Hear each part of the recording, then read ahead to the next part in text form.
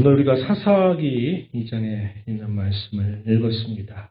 우리가 읽어야 될 본문 말씀은 6절부터 10절까지 쭉 읽어야 될 내용들인데 2절만 보았습니다. 오늘 제목이 뭐예요?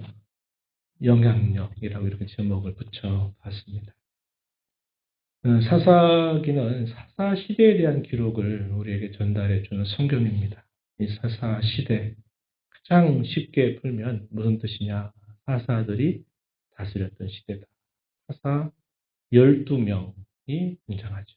그리고 이제 그 이후에 우리가 이제 사무엘상을 우리가 읽고 있는데 거기 가서 보면 엘리도 사사다 이렇게 부르기도 하고 마지막 사사는 사무엘이다 이렇게 부르면 총 등장하는 사사가 14명이 돼요. 그러나 사사기에 등장하는 사사는 12명의 사사가 등장하게 됩니다. 거기는 우리가 너무나 잘 아는 이름이 많이 알려져 있는 사사도 있고 또 조금은 생소한 그런 이름을 가진 사사들도 있어요. 그래서 사사 시대는 사사들이 다스렸던 시대다 이렇게 쉽게 정리할 수 있겠고 이 시대는 계속적인 순환이 반복되는 시대로 이렇게 우리에게 특징 지어져 있는데 그 순환의 내용이 뭐냐면 여러분 받으신 그 교환에 표현한 것처럼 하나님 앞에 죄를 범하여 타락하게 되고 그로 인하여 징계를 당하는데 그 징계는 주변에 있는 여러 이방인 나라들을 통해서 징계를 당하게 됩니다. 그리고 오랜 시간 동안 압제를 받다가 끝내 이제 어떻게 합니까? 하나님께 부르짖어요. 하나님 불쌍히 여겨주세요. 도와주세요. 부르짖습니다. 그러면 하나님이 기다렸다는 듯이 그 기도를 들으시고 사사를 세우세요. 이 사사라는 말의 의미는 구원자라는 의미도 있고 또 재판관이라는 말로 의미도 있고 여러 가지 의미들을 함께 포함하는데 말 쉽게 얘기하면 지도자다 이렇게 보시면 되는 표현입니다. 사사를 하나님이 이렇게 세워서 그 사사를 통해 주변의 나라들의 압제로부터 하나님 구원의 역사를 이루어 주시고 그 사사가 있는 동안에는 평안을 이루게 하십니다. 그러다가 이 사사가 떠나가게 되면 또 어떤 일이 있느냐? 또다시 범죄하여 타락하고. 그래서 이 순환 고리들이 계속 진행되는 시대가 바로 이 사사 시대의 특징이다. 이렇게 우리가 알고 있는 부분이죠. 사사 시대의 또 중요한, 빼놓을 수 없는 중요한 하나의 특징이라고 말할 수 있는 표현. 사사기의 후반 19장부터 20장, 21장에 여러 차례 반복되는 반복구 그리고 사사기의 가장 마지막 절인 사사기 21장 25절에 보면은 그때 이스라엘의 왕이 없으므로 각기 자기 소견에 옳은 대로 행하였더라. 이렇게 사사기의 마지막이 그렇게 끝나게 됩니다. 자기 소견대로 행하는 시대. 이렇게 행하게 되면은 어떤 일들이 벌어지느냐. 영적으로 더 어두워지게 되고 또 그뿐만 아니라 마음이 굳어져 버려요. 완악해지고 완고해지게 돼 있다는 겁니다. 죄가 계속되면 그렇게 돼요. 그리고 나서 또 악순환을 반복하죠. 조금 전에 살펴봤던 그 계속된 그 고리들을 반복하게 되는 일이 쭉 따라오게 된다 하는 겁니다. 그런데 이러한 악순환이 반복되게 된 중요한 계기 혹은 분기점이 있어요. 그게 뭐냐? 오늘 우리가 읽은 본문에서 소개가 되는 표현입니다. 어떤 표현이에요? 여호수아가 살아있는 동안 그리고 그의 시대에 함께 생존하였던 장로들이 있는 동안에는 어떻게 됐느냐? 이런 일이 없었다 이 말이에요. 그런데 여호수아가 떠나가고 그 당시 함께 지도자들로 수고하였던 장로들이 떠나가게 되면서 그들이 끊어지게 되면서 이러한 악순환들이 계속 반복되게 돼서 사사시대를 이루게 되었다 하는 겁니다. 7절 말씀을 한번 가서 보면 이렇게 말했죠. 7절 백성이 여호수아가 사는 날 동안과 여호수아 뒤에 생존한 장로들 곧 여호와께서 이스라엘 위하여 행하신 모든 큰 일을 본 자들이 사는 날 동안 여호와를 숨겼다. 이때는 이런 일이 없었다 이 말입니다. 그런데 여호수아와 그의 생존했던 장로들이 떠나가고 난 다음에 어떤 일이 생겼느냐? 10절에 보세요. 10절. 함께 읽어봅니다. 그 세대의 사람도 다 그 조상들에게로 돌아갔고 그 위에 일어난 다른 세대는 여호와를 알지 못하며 여호와께서 이스라엘을 위하여 행하신 일도 알지 못하였더라. 그 결과 어떻게 됐다고 말합니까? 그 다음에 나오는 쭉 내용 있죠. 11절부터 쭉 소개되는 내용이 뭐냐면 조금 전에 살펴봤던 악순환의 고리가 계속 반복되는 일이 일어나게 된다는 겁니다. 그래서 이게 사사기의 서론 부분에 해당이 되고 그 다음에 본론이 어떻게 됐느냐. 실제적으로 사사들이 등장하게 되는 부분이 이 사사기의 본론입니다. 3장 12절부터 3장 7절부터 첫 번째 사사 온니엘 이로부터 아까 이야기했던 12명의 사사들이 이제 어떻게 세워지게 되고 무슨 일을 했는가에 대한 기록이 거의 끝까지 결론전까지 쭉 소개가 되는 겁니다. 그래서 우리가 다시 정리해 보면 왜 이런 사사 시대의 악순환이 반복이 되었는가 하는 것은 결국 여호수아가 떠나고 그 뒤에 생존했던 장로들이 있었던 때는 그런 일이 없었는데 그들이 떠나가면서 그 영향력이 거기까지 딱 그쳐버리고 말았다 이 말입니다. 그래서 그때로부터 사사 시대 한 300여 년에서 한 350여 년 이런 정도의 시간 동안 사사 시대가 계속 이어지게 됐어요. 언제까지? 초대왕 사울이 등장하게 될 때까지 그런 일이 계속 있었다 하는 것을 알게 됩니다. 왜 이 제목을 오늘 했는지 아시겠죠? 영향력이 끝난 거예요. 어떤 영향력이? 좋은 영향력, 선한 영향력이 그들의 죽음과 함께 끝나서 그 다음 세대에 이어지기 못하게 되면서 결국 사사 시대가 시작됐다는 겁니다. 사사 시대가 시작돼서 시간 동안 그게 반복되는 그런 일들이 있게 되었다 하는 겁니다. 우리가 영향력이다 하는 말은 다른 사람에게 어떤 무엇인가를 미치는 거죠. 어떤 혜택이나 어떤 효력을 미치는 것을 두고 우리가 영향력이다 이렇게 말하는데 이 영향력에는 두 가지가 있겠죠. 어떤 영향력입니까? 좋은 영향력. 신앙의 세계 가운데 좋은 영향력이라는 게 뭘까요? 하나님을 잘 섬기는 그 신앙이 세대를 이어가는 영향력은 선한 영향력이다. 이렇게 볼 수 있는 반면 그 영향력이 끊어져 버리게 될 때 결국 나쁜 영향력이 결국 또 미치게 될 수 있다 하는 것입니다.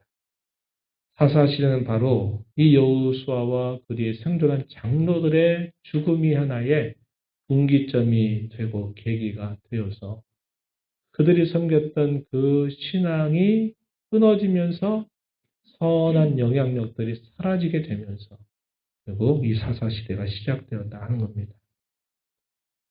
선순환이라고 하는 것도 있고 악순환도 있죠. 선순환은 뭡니까? 좋은 영향력이 계속 이렇게 이어지는 거죠. 성도들의 가정 가운데서도 부모님이 하나님을 잘 섬기는데 그 자녀들도 부모님의 뒤를 따라서 하나님을 잘 섬기면 이게 뭐가 되는 겁니까? 선순환이 되는 거죠. 그런데 안타깝게도 부모님 하나님을 잘 섬기는데 자식의 세대 가서는 그게 딱 끊겨버려요. 그러면 이게 이제 뭐가 시작이 되는 겁니까? 악순환이 시작이 되는 거죠.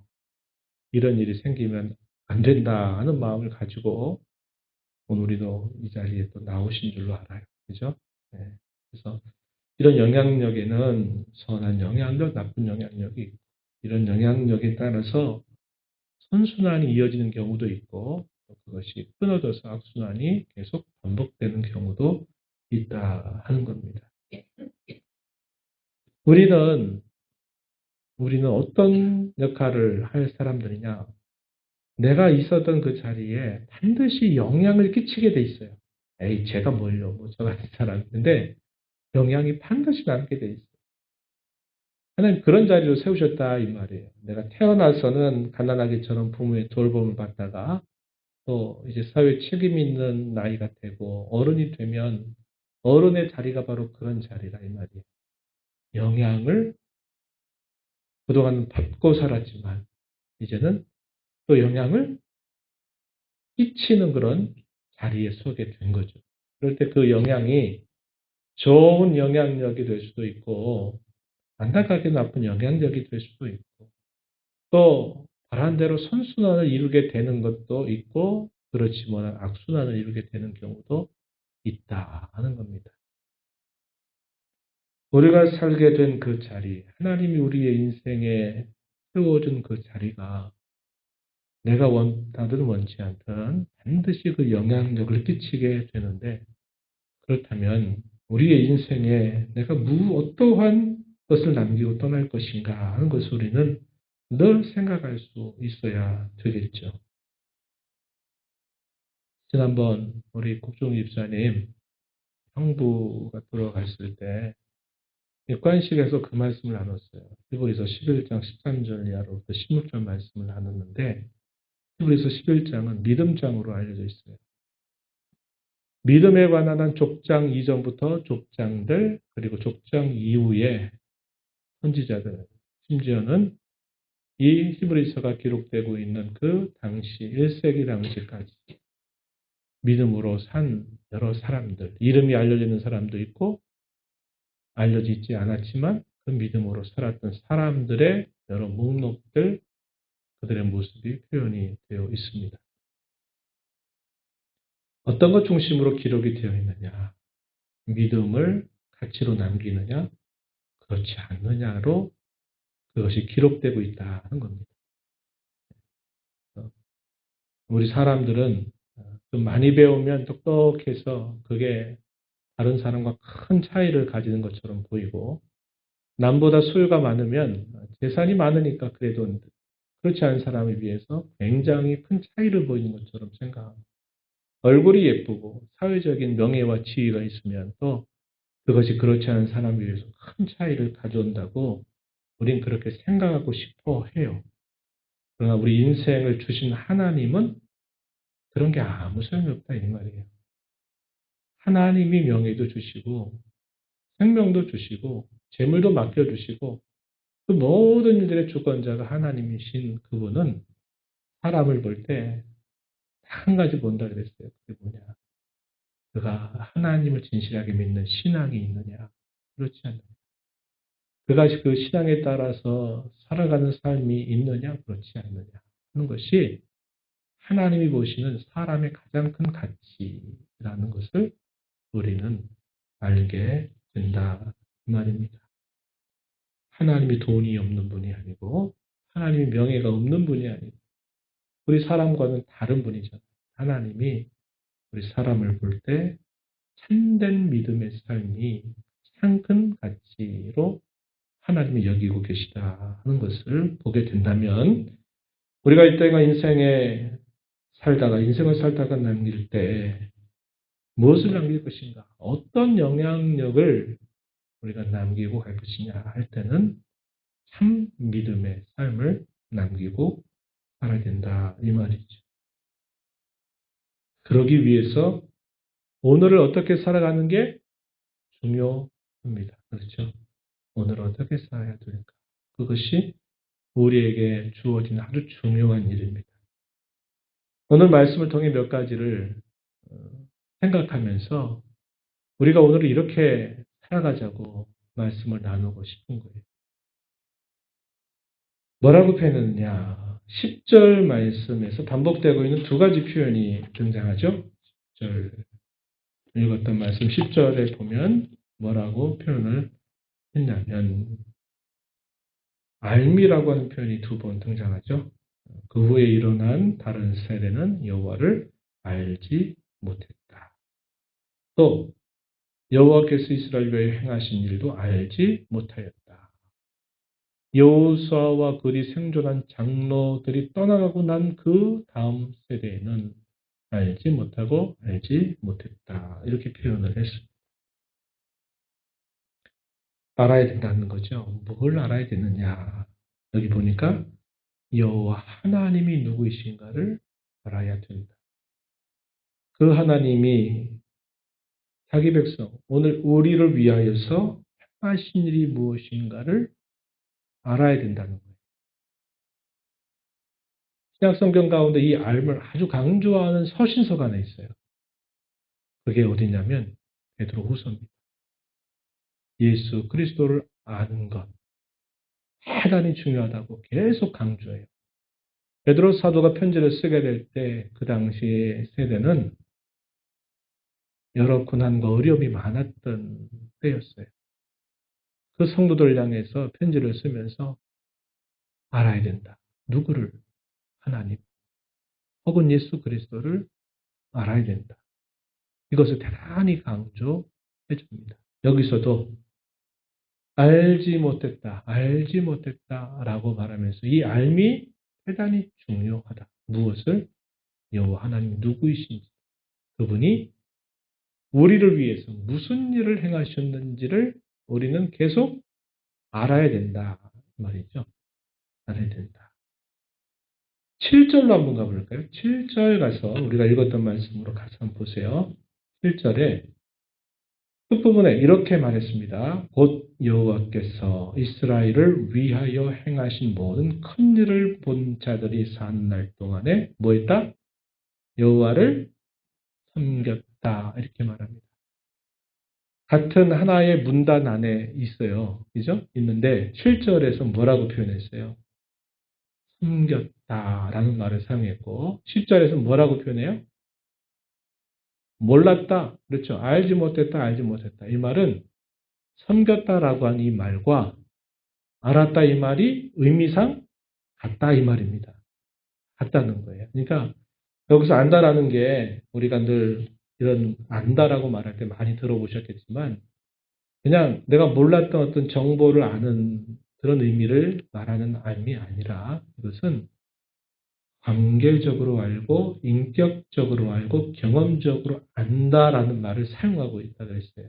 그래서 여기서 여호와를 안다 이 말은 하나님이 누구신가 내가 귀로 들어서 내가 기억하고 있다 이걸 말하는 정도가 아니라 결국 뭐라는 겁니까?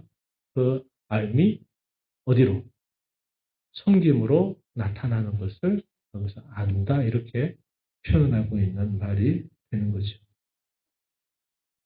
자기 백성을 위해 행하신 모든 큰 일을 본 사람. 이걸 우리말로 바꾸면 어떤 말입니까? 오늘 나를 위해서 혹은 우리를 위해서 행하신 모든 큰 일을 본 사람들이 여호와를 섬긴다 이렇게 표현을 하고 있는 말이죠. 그래서 이 암과 섬김이라고 하는 말은 의미상 같은 뜻을 우리에게 전달해 주는 거예요. 오늘 어떻게 살아야 된단 말입니까? 하나님을 충분히 알도록 해야 되고 그것이 곧 하나님의 섬김이 되어야 된다 하는 것을 우리에게 말해줘요. 여기다 하나를 덧붙여 볼 수 있어요. 뭐냐면 왜 사사시대에 이런 악순환이 악순환으로 계속 반복되다가 그렇게 큰 어려움을 많이 겪게 되었는가. 그원이 뭐라 그랬죠? 자기 소견대로 행했던 시대였다 그랬어요. 어떻게 됩니까? 그럼 반대로 내 소견, 내 생각, 내 결정이 아니라 하나님의 뜻을 끝까지 묻고 그 뜻에 귀를 기울이고 순종하려고 하는 삶을 언제 살아가야 된다 이 말입니까? 오늘을 그렇게 살아가야 된다는 거예요. 누가? 우리가. 우리. 내가 살아있는 동안 분명한 영향력을 끼치게 되는데 선하고 좋은 영향력을 끼치게 하기 위하여 나는 오늘을 사는데 어떻게 살아야 되느냐? 여호와 하나님을 참되게 알고 하나님을 참되게 섬기고 또 어떻게 해야 된다? 내 뜻, 내 판단, 내 생각을 앞세우지 말고 주님의 판단, 주님의 뜻, 주님의 바람을 따라가려고 매일매일 살아가는 삶을 힘써 살아가게 되면 어떻게 된다는 겁니까? 좋은 영향력으로 선순환을 이루어갈 수 있다 하는 것을 우리가 알게 되는 겁니다. 우리가 새벽에 읽고 있는 이 사무엘상의 다윗 이야기를 지금 읽고 있잖아요. 다윗이 그 무고한 고난, 10여 년 세월의 도피와 방랑 생활 속에 그 방랑 세월을 끝내버릴 서로의 기회가 몇 번 주어져요. 그런데 다윗이 그걸 기회라고 여기지 않고 다윗이 뭐라고 여기냐면 유혹으로 여기는 유혹. 유혹에 빠져들어야 됩니까? 유혹을 물리쳐야 됩니까? 유혹은 빠져들어가면 안 되잖아요. 그죠? 물리쳐야죠. 다윗이 어떻게 생각했어요? 옆에 있는 측근들은 왕이요, 기회입니다. 기회. 이제 드디어 왕을 쫓는 이 왕의 원수를 처단해버리면 이 모든 공고한 시간들이 다 끝나버릴 것 아니겠습니까? 하나님이 붙여주신 순간이니 말만 하옵소서. 그러면 단숨에 이 모든 기나긴 고난의 시간을 끝내버릴 찰나가 왔습니다. 이렇게 말하는 것을 다윗이 그래 좋다. 이렇게 한 게 아니라 어떻게 한다고요? 그것을 유혹으로 여기고 그렇게 하면 안 된다. 이렇게 말하잖아요. 뭐라고 얘기합니까? 여호와의 기름 부음을 받은 자를 내가 해하지 않는다. 원수 갚음을 내가 하나님께 맡기고 하나님이 나를 모든 위경 가운데 앞으로도 계속 건져주시기를 바란다. 이렇게 사울에게 말을 하잖아요. 오늘 새벽에 살폈던 이야기가 그 이야기입니다. 다윗이 뭐 한 거예요? 그 고난과 시련과 어려움 속에서도 뭘 구해요? 하나님의 뜻을 구하잖아요. 내 기분대로, 내 감정대로, 상황대로 내가 하겠다고 결정하고 딱 끝난 다음에 문제 생기면 하나님 문제 해결을 주세요. 이렇게 하는 게 아니라 하나님께 먼저 물어요. 어떻게 할까요? 이렇게 해야 될까요? 말아야 될까요? 하지 말라면 알겠습니다. 이거 안 해요. 그러니까 결과적으로 어떻게 되냐면 고난의 시간이 계속되면 계속될수록 지쳐서 쓰러지는 게 아니라 지쳐 쓰러진 게 아니에요. 보통 사람은 그렇죠. 계속 당하면 이제 지쳐 뭐 더 이상 못하겠다. 이렇게 되는데 하나님이 그를 붙잡아주니까 어떻게 하십니까? 고난이 계속되고 시는 계속되는데 오히려 그는 더 정결해지고 그는 오히려 더 단단해져요. 뭐로? 신앙으로. 놀라운 일이죠. 보통 사람 반대입니다. 어려움이 계속되면 이제 여기까지인가 보다. 못하겠다. 이제 더 이상 기도도 안 되고 못하겠다. 그만두자. 내가 하고 싶은 대로 해야지. 그렇게 가는데 다윗은 오히려 그렇게 하는 게 아니라 시간 속에서 더 단단해져요. 더 깨끗해져요. 더 주님을 더 가까이 모시고 살아가면서 마침내 어떻게 됩니까? 온 이스라엘의 진정한 목자로 거듭나게 되는 일을 맡게 되는 것이죠. 우리는 그래서 어려워요. 네, 어려워요. 내 생각, 내 고집, 내 판단을 내려놓는 거 정말 어려워요. 그래서 예수님 뭐라고 말씀하셨어요? 누구든지 나를 따라오려거든 어떻게 해라? 자기를 부인하고 또 뭐하라고요? 자기 십자가를 지고 나를 따를 것이다. 이게 쉽지 않다 이 말이에요. 그러나 계속 우리가 해야 될 일이 그 일이에요. 나를 죽이는 겁니다. 그리스도의 십자가와 함께 내 옛사람이 죽었다. 계속 선언하고 나를 죽여야 돼요. 그래야 내가 그리스도를 따르게 되는 거예요. 내 소견 버리고 내 생각 버리고 내가 하나님의 뜻을 따라 살 수 있게 되는 것입니다. 그러니까 우리가 어떻게 해야 돼요? 기도해야죠. 기도해야죠. 하나님 도와주세요. 나를 여기까지 변화시키신 분도 하나님의 은혜고 하나님 은혜로 나를 여기까지 변화시켜 주셨으니 저를 더 붙잡아 주셔서 서로 그렇게 살게 해주세요. 그렇게 우리가 기도하고 힘써 나가는 삶을 살아야 돼요. 그렇게 하십시다. 함께 기도하고 함께 하나님의 은혜를 구하고 내 뜻, 내 생각보다 주님께 먼저 그분의 뜻을 묻고 고난이 있게 되고 어려움이 있을 때 그때마저 그때마저라도 우리는 주님의 뜻을 묻고 주님의 뜻이 아니라 그러면 하질 말고 가질 말고 자세를 가지고 하루하루를 살아가게 되면 선한 영향력을 끼치게 될 것이고 선순환을 이루어가는 삶이 될 것입니다. 그런 은혜가 저와 여러분 모두에게 있기를 진심으로 축원합니다.